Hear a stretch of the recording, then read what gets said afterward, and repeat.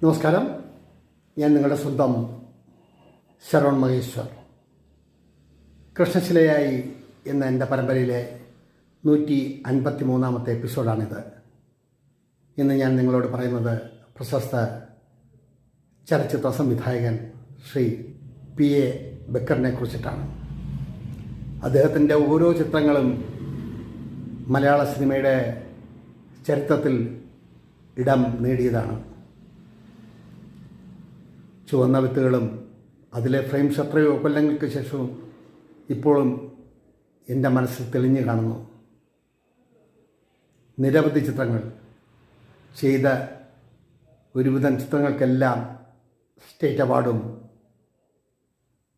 National അവാർഡുമൊക്കെ ലഭിച്ച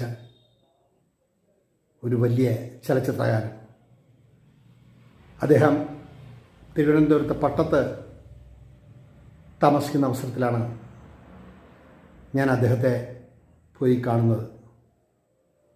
3-4 തവണ അദ്ദേഹത്തെ പോയി കണ്ടു. അദ്ദേഹത്തിൻ്റെ ഒരു ചിത്രത്തിലെങ്കിലും എന്നെ അസിസ്റ്റൻ്റ് ഡയറക്ടറായിട്ട് ചേർക്കണം എന്ന് പറഞ്ഞാണ് ഞാൻ പോയി സമീപിച്ചത്. ഓരോ തവണയും കാണുമ്പോഴെല്ലാം ചിരിച്ചുകൊണ്ട് പറയും, ശരവണ, ഞാൻ മറന്നിട്ടില്ല കേട്ടോ, ഇതിനായി എന്നെ കാണാൻ ഇനി വരണ്ട, ഞാൻ പുതിയ ചിത്രം തുടങ്ങുമ്പോൾ ശരവണനെ തീർച്ചയായും വിളിക്കും എന്ന് പറഞ്ഞു. വളരെ ആഹ്ലാദത്തോടെ സന്തോഷത്തോടെ ഞാൻ ആ ഓർമ്മകൾ മനസ്സിൽ സൂക്ഷിച്ചിറങ്ങി. പിന്നെയും അദ്ദേഹം 1-2 ചിത്രങ്ങൾ സംവിധാനം ചെയ്തു.